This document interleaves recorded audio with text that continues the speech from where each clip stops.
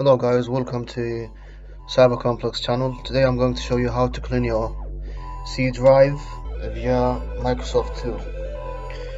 If you go in here on the search bar, just search disk clean up. Please select the first one. Now what you do,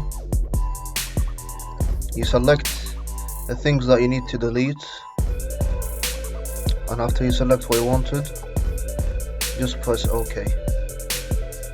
It will tell you it will be deleted permanently, so you say delete files. You need to wait a bit. It will start to clean up your drive. This process just deletes your temporary files, like if anything repeated or something is unnecessary to be in the C drive, it will be deleted. And basically it changed a bit from the performance. So that's all what I need to say for cleaning your C drive. Thank you for watching.